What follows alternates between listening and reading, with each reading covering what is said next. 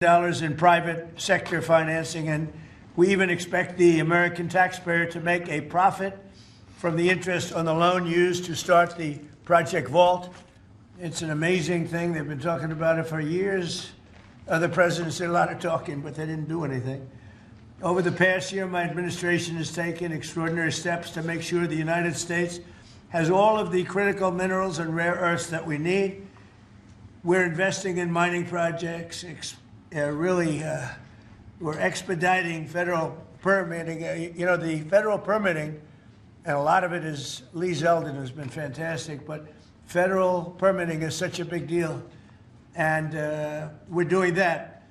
The permitting of mines and signing major critical mineral deals with countries from all over the world, and we're getting along with all of them. Every one of them, they want to be in the proper position. We're working very well with countries from all over the world today.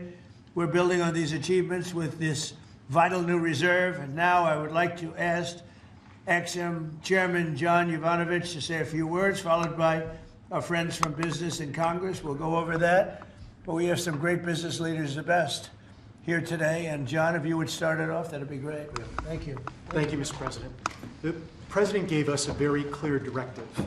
My clear directive was much more of an order for us to figure out how to, for the first time in American history, create a strategic critical minerals reserve in a way that would benefit the non-military manufacturing complex. And the challenge was enormous, not simply because it had never been done before, Mr. President, but we knew that you expected us to deliver in a big way, in a way that was scalable, in a way that was designed for long-term success, and in a way that would help revitalize our domestic mining industry. But most importantly, most crucially, that it not be subsidized by American taxpayers. And so that's exactly what we've done. Mr. President, what you've announced today is a truly uniquely American solution. It brings together our capital markets, which are the best and biggest in the world, with our manufacturers, our innovators, our miners, all pitching in to make this possible.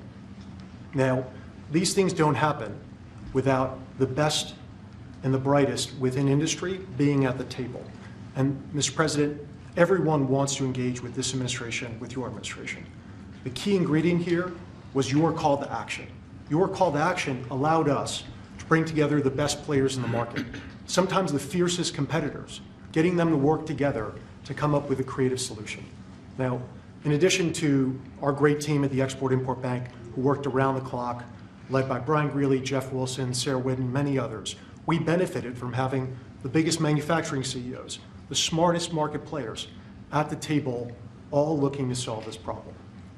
So what we have with Project Vault is marrying the capital solution with what we need when we need it most. And the best part about it is that the American taxpayer will earn a return on financing the first ever strategic critical minerals reserve in history. And we thank you, Mr. President, for allowing this to happen. All of the people around us today help make it possible. Our cabinet secretaries, our top CEOs, their teams, top market players, whether it be GM, GE Vernova, Boeing, Clarios, Google, Mercurio, especially Brian Fallick, Hartree, Traxxas, our friend Robert Friedland. All of us work together, Mr. President, to deliver this for you, and for the American people, so that manufacturers and workers all across the country can rest assured they'll have what they need when they need it most. So, and you're covering everything with this. We're not just doing certain minerals and rare earths. We're doing everything. Everything on a critical What about list. Magnets? We're focused on the critical raw materials, and we anticipate that led by our great manufacturers, will help breed even more solutions. Great job. Thank you very much. Doug Burgum, please. Mr. President, again, I want to echo what John said, which is a great thank you to you. You've set the direction, and when you took office, you've done more in the last year for mining and minerals in our country, perhaps than any president in history. Just like drill, baby, drill, you said mine, baby, mine. And what's happened in our country is you've led us through deals with equity deals for the first time. The United States of America is driving equity deals to help sustain and balance this market. You unlocked Alaska with the Amber Road project. That opened up over 1,700 mining claims in Alaska. and of course on beautiful clean coal. We've got critical minerals that are co-located with that coal, and we've unlocked that. The Biden administration did 0 coal leases during the last 4 years. You've done hundreds of millions of tons of coal leases. That's going to help drive electric prices down in America. Permitting, you mentioned this in your remarks. There were some permits that had lingered for 29 years. They got done in 4 months last year under your administration. And under your emergency authorities, some of these permits got done in as short as 12 days. You helped create a club of nations to help balance out the fact that we didn't have markets that were functioning around critical minerals. You led off with Australia, Japan, Korea, Saudi Arabia, and Thailand. This week we'll announce 11 more countries that are joining that club of nations as part of this global coalition. And behind that in the pipeline, there's 20 more nations that want to join under your leadership to allow for trade of critical minerals. And then here we stand today with the teamwork that was described. This would not have been possible without the incredible cabinet that you put together. Marco Rubio, Scott Bessent, Howard Lutnick, Chris Wright, and many others were involved in bringing this together through the vision. Standing with us today are some of our chairmen of our great congressional leadership who also have supported this and helped us find a way to do this without any appropriations. This is happening without tax dollars. And of course, our team on the ground here at the White House, including David Copley and everybody else at the NSC, David leading the global supply chain work, the folks working with the Ex-Im Bank team, working around the clock to make all this happen. So again, when you lead, when you put out a challenge, the teamwork happens. And then here we stand today. This is the largest Ex-Im Bank deal in the history of the Ex-Im Bank by more than double. And this is going to help drive national security. It's great for American manufacturers. It's great for American workers. Congratulations, President Trump. Thank you. You're doing a fantastic job, Doug. Thank you. Could I ask Mary Barra, the Chairman CEO of General Motors, which is setting records every single day, and she's doing a fantastic job, to say a few words and also discuss how good the car business is now in the U.S., please? Well, Mr. President, I want to thank you for your commitment to strengthening U.S. manufacturing and supporting the auto industry. Also want to thank your cabinet and members of Congress and the whole team here that made this possible today. Having a resilient supply chain is critical for our nation, and it's critical for all industry, especially the auto industry. We have been strengthened with many of the different policies that have been put in place over the last year. So I want to thank everybody for that. It not only supports U.S. manufacturing, it supports job creation. It also supports the consumer. So thank you. And business is held very strong. We still see a strong consumer, so I'm excited about 2026. I think it's going to be a record with all of your new plants opening up and everything else in our country. So in our country. Robert? Please. Mr. President, thank you so much for what you've achieved. Everything we touch, we either grew it agriculturally and you've helped the farmers, or we mined it. All these cameras you see in front of you, they were mined. Every time you pick up a hand phone, it was mined. And so stimulating the ability for the miners in this country to help you industrialize the country, they're the salt of the earth, and we're super excited that America is doing something for not only our national security, but for the reindustrialization of the country, because you can't reindustrialize Detroit with a lot of metal. And I'm telling you on behalf of every miner I know, they're elated at the breakthroughs that have been achieved here. They'll make a lot more cameras in the future. And maybe you can help us teach everybody that everything you touch like that, somebody mined it. And we need your support, and we're really happy to get it. And congratulations, you're in the Hall of Fame. Is that the Rare Earth Hall of Fame or Minerals Hall of It's a Fame? bunch of pictures of dead guys that go back to Herbert Hoover, who was a miner. Mining's down to 1% of the S&P 500, but really everything you touch needs mining. And this is the first administration with your support where we've got hope. We can go out and really do it. So as I last met you in Saudi Arabia with Mohammed bin Salman. We're working in Chile. Right. We want to bring these metals back to the United States and refine them and use them right here. And the vision of this administration, Howard Lutnick's been helping a lot.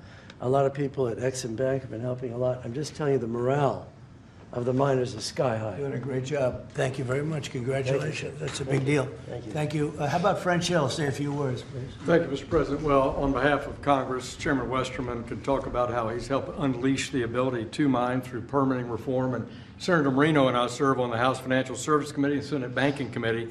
And we're best in this country when we take the private sector and we leverage it to unleash the directions that you're made. And so together with our reauthorization of the Ex-Im Bank, we leverage that resource with private sector dollars to make this a success. And it's going to be a huge strategic change in America's industrial capacity.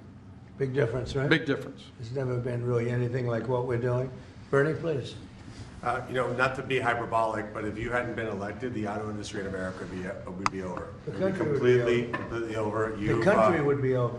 Well, but the auto industry would have been gone first. What the Democrats had done with electric vehicles, the mandates, what you were able to accomplish last year, Secretary Lutnick, what Secretary Bassett was able to do with your leadership has transformed the auto industry. And I tell you, it's never been better for people in the auto industry. I hear it from all my friends. They are elated. And the worst part is that the people that you really saved were the car dealers in California, and New York, and New Jersey. Right. And they fought me all the way, Mary, right? They fought me all the way, and now they're saying, thank you very much. But you're doing a great job. Thank you, Bernie. Scott? Sir, as you always say, economic security is national security, and a country does not have sovereignty if we don't have control of our critical minerals, don't have control of our steel production and our industrial base. And thanks to the work of everyone here through your leadership, this was a public-private partnership that only you could have assembled, and we are taking back our sovereignty, and we are going to have this Vault project, a strategic mineral reserve. And I can't tell you how innovative and exciting this is, and the level of security it is going to give us going forward is phenomenal. And how is your new, and I think new and improved Fed chairman doing? How's that all going? So he's off to a great start. I think so. He had so much built-in credibility, and as the American people, smart people, like the Representative Hill, the Senator Marino, they already knew him, and as the American people get to know him, the important thing is that they will be able to trust the Federal Reserve to steer the economy for them. He's going to do great. Howard, please. So, prior presidents took America for granted. They let our critical minerals only be controlled by China. They let our mining business go to hell by closing all the mines, closing our coal plants while China opened them. They let our auto industry, right? We used to produce 75% of our cars in America, and when Biden left, it was below 50%. We were just letting all of these industries just be shredded from America. And thank goodness you are in this chair, changing it and taking it back. We are taking back critical minerals. We are taking back mining. We're taking back the auto industry. You're going to watch us take back pharmaceuticals. We're going to take back semiconductors. None of this could possibly happen without your leadership. And it is the most fun to stand back here with your leadership because we are changing America back and making it great again. That's very true. Anybody would like to say anything else? Amen to that. You guys okay? Everything all right? Chairman? Well, thank you, Mr. President. Such a good man. Go ahead. It's a great day, and it couldn't have happened without your leadership. And I think people will be talking about this for a long time because we're bringing back American mining and American manufacturing. You know, God blessed our country with abundant resources. Secretary Burgum talked about the Ambler Road. 49 critical minerals that can be mined in sufficient quantities just in that one area, but from northern Minnesota, Arizona, my home state of Arkansas, we are blessed with all these minerals. They're just in the ground. But when we get them out of the ground and not only mine them, but refine them and process and manufacture with them, it'll unleash great wealth for our country, and that'll just build on all the other successes. So thank you for what you've done. It's a great day. And how does it feel to be in the Oval Office? Is that crazy? Were you ever here? No, I've never been here, sir, but Most it's people fantastic. have. All the Mary's gold. been here a little bit. Yeah. Right? But it's a special place. Never been so beautiful either. Yeah, questions, please. Mr. President, speaking of the Fed, would you like to see Janine Pirro drop the investigation into Chairman Powell to help? Senator Tillis has basically said that he's not going to really be working That's with why the he's not a administration senator to very help soon. bring war. So would you like to see the investigation? No, she's got to take it to the end and see. Like you're doing a small renovation, and they've spent almost $4 billion doing a small renovation. I'm doing buildings. I built a hotel, the Waldorf it's called, and I did it for around $200 million is a much bigger job. They're spending almost, it could be $4 billion. I'll tell you what, I don't even see an end in sight. I feel badly for the new Fed chairman because he may not have an office for 4 years. I don't know what these people are doing. So it's either gross incompetence or it's theft of some kind or kickbacks. I don't know what it is, but Janine Pirro is incredible and she'll figure it out. But no, you want to take it and just find out what happened because we can't go around doing a renovation of a small little complex, very small, couple of little buildings, and spend billions and billions of dollars on it. Something went wrong. We have to find out what it was. Yeah, please. Mr. President, thank you. Speaking of renovations, you announced you wanted to build a new and spectacular entertainment complex at the Kennedy Center. Right. Do you plan on tearing it down, and how much will all of the renovations cost? Probably around $200 million. And, you know, it's funny, in real estate and building, I've done so much of it. I've done so well with it. You want to sit with something for a little while before you decide on what you want to do. And, you know, we sat with it. We ran it. It's in very bad shape. It's run down. It's dilapidated. It's sort of dangerous. Things fall out of ceilings. You've seen it. And we had some big events there. We had a lot of great events there over the last year. But you can't do any work because people are coming in and out. And you have the workmen. We have a marble man over there the other day. He said, you know, every time I put down a piece of marble, people are stepping on the marble. They don't even have time to dry. And you can't do the same quality job if you close it. And, you know, we're fully financed. And so we're going to close it. And we're going to make it unbelievable, far better than it ever was. And we'll be able to do it properly. I was thinking maybe there's a way of doing it simultaneously, but there really isn't. And we're going to have something that when it opens, it's going to be brand new, beautiful. I'm not ripping it down. I'll be using the steel. So we're using the structure. We're using some of the marble, and some of the marble comes down. But when it's open, it'll be brand new and really beautiful. It'll be at the highest level. We can do a much better job, probably in a way a faster job in terms, you know, because when you do it piecemeal, for instance, they have a play tonight, and you can't do anything. You have to pull out everything. And you can't have stanchions all over the place, and people are walking in to see a play. So we'll be closing it sometime around July 4th. It's like we'll close it on July 4th in order to do something great for America. And then we're going to build it. We have great contractors. We're going to build it, and we'll do it right. We're using the highest grade marbles, the highest grade everything. It'll be brand new.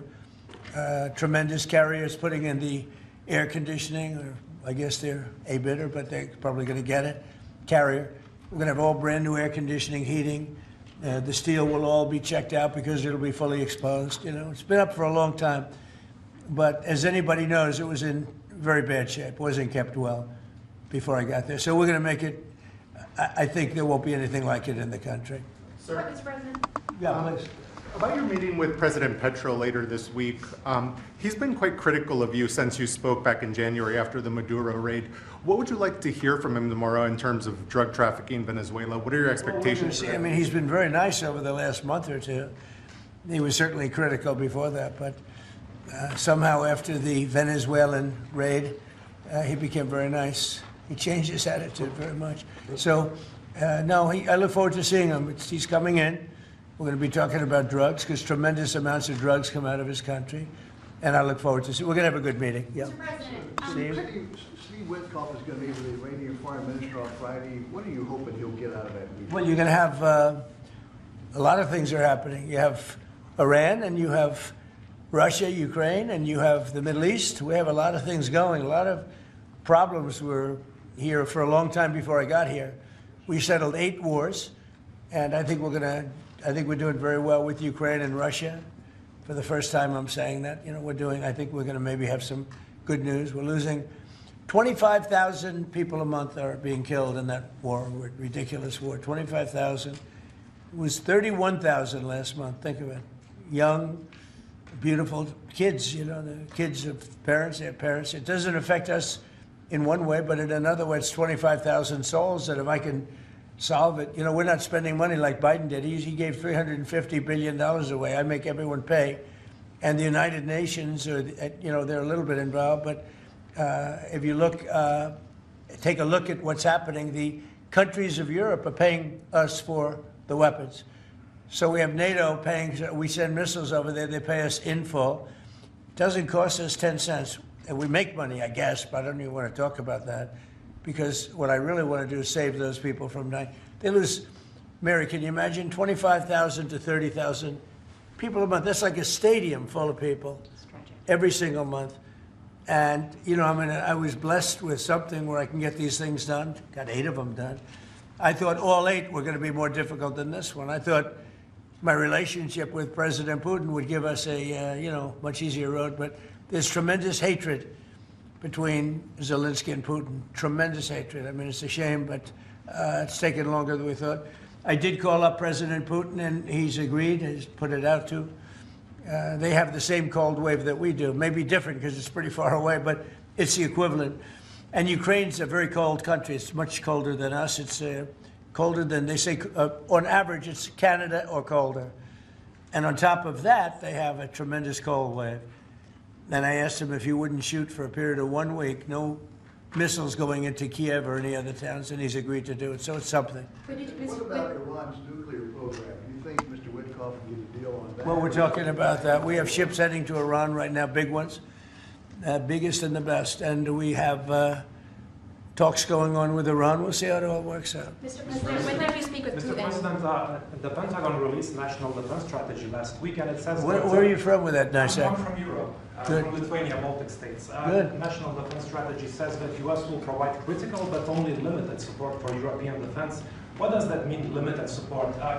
Will the U.S. still provide... Well, we get along very well with Europe. I do. Because, you know, don't forget, I got the GDP lifted from 2% to 5%. Nobody thought that could be possible. And they're giving us a lot of that money.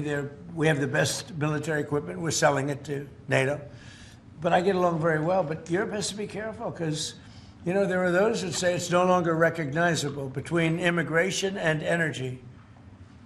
You know, it's there's so much potential. In UK, you know, you have the North Sea oil, and they basically close it down. And then they buy energy from Norway, which is the North Sea oil. So you figure that when Norway's got trillions of dollars, they have to be careful. You need energy, and you can't do the windmills because the windmills, you're supposed to make money with energy, not lose money. So I'm very disappointed. I love Europe. I love the people of Europe. And they have to be very careful. They're at a tipping point. You have tremendous immigration problems, and you have tremendous energy problems. It's a bad combination. So. Mr. President, thank you, Mr. President. Kristi Noem just announced that you're deploying body cameras to Minneapolis. What's your thinking behind this decision, and do you want to see this? Well, it wasn't my decision. I would, you know, I leave it to her. They generally tend to be good for law enforcement because people can't lie about what's happening. So it's generally speaking, I think 80% good for law enforcement. But if she wants to do that, I'm okay with it. Remember one thing: we closed the border. I got elected on a disastrous border, and we have nobody coming in through our border anymore. We had 25 million people come in 4 years through our border. Many of them were murderers and drug dealers and mentally insane from mental institutions and insane asylums. And now we don't have anybody coming in. For 9 months now, I mean, they actually report 0. We have 0 people coming in, which I find hard to believe, but the Democrats do that report. They tend to be left-leaning that do that report. So I assume it's true. And if it's not, it's a very tiny amount of people. But we basically have a tremendously perfect, strong border. And also, crime levels are at the lowest point they've been in 125 years. Since 1900, we have the best numbers. And that's despite the fact that we had a lot of criminals and murderers. 11,888 murderers came in. And we have the lowest numbers that we've had in 125 years. So, you know, we're doing a good job. If she wants to do the camera thing, that's okay with me. Mr. President, there was one homicide in D.C. during January. Do you think this is due to your efforts, and do you think blue states should see this as a sign that they should cooperate with you? Well, if there was one, I mean, we haven't had one in a long time. D.C. has become a very safe. There was an in-house homicide. It was in-house. It was a dispute within a family. We have had virtually no crime in D.C. D.C. is now considered a very safe place, and it should be. It's our nation's capital. And we sent in the soldiers. I read the Washington Post this week, and it was incredible. They were trying to determine how come How did we get so low numbers? The low numbers in D.C. because we have very little crime, if any. And they talked about everything except for the fact that we put our National Guard and great soldiers inside our city. They didn't want to mention that. It's how dishonest. Because if we didn't do that, you'd have tremendous crime in D.C. And I get thanked every single day by people that work in the White House. People, young ladies, men, they come up, thank you, sir, for making D.C. so safe. They walk to work now. A year and a half ago, they wouldn't have walked to work. They would have been killed or mugged or something would have happened to them. So it's, it's a great honor, but you got to read the story in the Washington Post. They do it. Crime is way down in D.C. Now, what's the reason for it? The reason for it is we have very big, strong, good-looking soldiers standing around, and I think they make the place look better. But this is our capital, and we have a very safe capital. We had a very dangerous capital before. Yeah, please. Sir, yesterday you said you were speaking to people about Cuba to reach an agreement. What sort of agreement are you hoping to reach? Is that with the Cuban government? Well, it's a failed nation now, and they're not getting any money from Venezuela, and they're not getting any money from anywhere. It's a failed nation. Mexico is going to cease sending them oil. So I'd like to take care of the people that are here from Cuba. You know, we have many people that came from Cuba that were thrown out of Cuba or that fled Cuba. They came over on rafts. They went through shark-infested waters. I don't know how they did it. And that was many years ago. Many would like to go back. Many would like to at least visit their relatives. And I think we're at a pretty close point. We are dealing with the Cuban leaders right now. Mr. President, the Wall Street Journal reported that the royal family of Abu Dhabi invested hundreds of millions of dollars in your World Liberty Financial. Can you explain why you decided to take that investment? Was that a transaction? Well, I don't know about it. I know that crypto is a big thing, and they like it. A lot of people like it. The people behind me like it. My sons are handling that. My family is handling it. And I guess they get investments from different people, but I'm not. I have all I can handle right now with Iran and with Russia and Ukraine and with all the things we're doing. So I don't know exactly, other than, I'm a big crypto person. I'm the one that probably helped crypto more than anybody because I believe in it. And the reason I believe in it is because if we don't do it, Scott, I think we can say then China's going to do it, right? Yes, sir. If we don't do crypto, then China's going to do it. And it's just like AI. We're leading AI by a lot. And if we weren't leading, China would have led. They're very capable. They're very good. What do you have to say about that? You've made America the digital asset capital of the world. We did the Genius Act for stable coins. Many of the people standing up here are working on the Clarity Bill to I hope that gets done. Market structure. Yeah. And we're bringing U.S. best practices to an exciting new industry, digital assets, innovation, and it spreads everywhere. So the U.S. And do you agree that if we didn't do it, China and others would, but China would? Oh, China would have had the lead, and then others around the world in terrible jurisdictions would have been doing it. And on Iran, sir, can you say what your threshold of military action is? Well, I can't tell you what I'm going to do because right now, we have a tremendous force going there, just like we did in Venezuela, even bigger.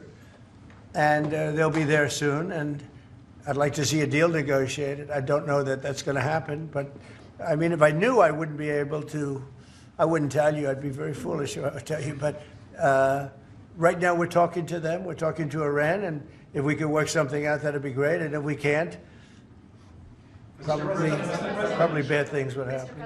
Mr. President, Yeah, please. On the government shutdown, do you think there could be a resolution to this issue? And have you gotten I do. assurances from House Republicans? Well, I spoke with Speaker Johnson. I spoke with Leader Thune, and I think they're pretty close to a resolution.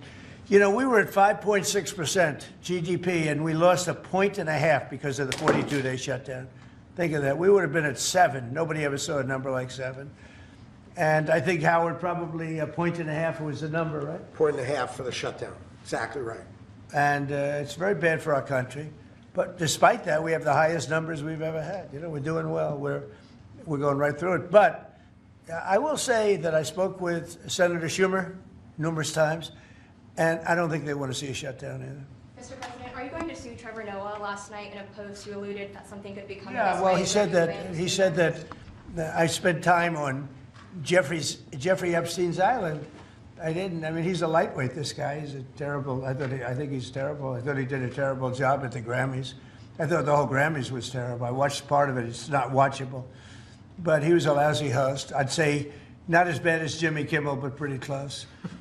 And no, he made a statement about me and Jeffrey Epstein. I have nothing to do with that. I have nothing to do with Jeffrey Epstein. And in fact, if you look at the DOJ, they announced, they released 3 million pages. It's like this is all they're supposed to be doing. And frankly, the DOJ, I think, should just say, we have other things to do, because that whole thing has turned out, I mean, other than Bill Clinton and, Bill Gates and lots of people that there are a lot of questions about it, but nothing on me. But it was even sort of better than that, because they found that Jeffrey Epstein and this sleazebag writer named Michael Wolff were conspiring against Donald Trump to lose the election. So Epstein was conspiring with a writer for me to lose the election. So right there, you know that I had nothing to do with this guy. But yeah, it's a terrible thing. The amount of time that's being wasted. When Epstein was alive, like 10 years ago, nobody cared about it. But they're only doing it. But now it's really hitting back on them because Bill Clinton is such a big part of it. The Democrats are pushing it. And the problem is that it's turning out to be the Democrats that were with and conspired with Epstein. So I think you're probably going to see a little pullback from them. But think of it, they were working together to try and help me lose the election. But this is the Oval Office, so I guess that didn't work out too well. Okay, one more question. Mr. President, do you have an update on U.S. troop level in Europe? Are you planning any force reductions? No, we have a great relationship with Europe. We have a great relationship with our troops. One of the best things that I can say is that if you go back a year and a half ago, so I'm running for election, they had the worst recruitment numbers in the history of our country. Nobody wanted to join the military, or nobody wanted to join the police. Nobody wanted to join the fire departments. We couldn't get anybody to be a proud member of our country. And now, Doug, as I told you before, now we have the best recruiting numbers that we've ever had in our military. Army, Navy, Air Force, Marines, Space Force we love, and Coast Guard. I love the Space Force. It's doing great. But now we have waiting lists on everybody wants to join. You know why? Because people are proud of our country. Because our country is doing great. I think Mary can say the same thing. You had lots of people not working so well, and now you just wish you could get them in faster. I know that it's hard to get them. Yeah, we continue to bring people in and have training programs. We're Right. investing in the U.S. Training workforce. people. Yes. But 2 years ago, you didn't see anything like this. It's amazing what's happened. So we have the #1 in the history of our country. We've never had more people that want to join our armed forces than we do right now. And a year and a half ago, nobody wanted to join. They were embarrassed by our country. They were embarrassed by our leadership. And now they're proud of our country. And they're very proud of our leadership. And a lot of the leadership is right behind me. Thank you very much, everybody. Thank you, press. Thank you, press. Thank you. Thank you, press. Let's head out. Thank you, press. Start moving. Thank you, press. Let's go. Let's go.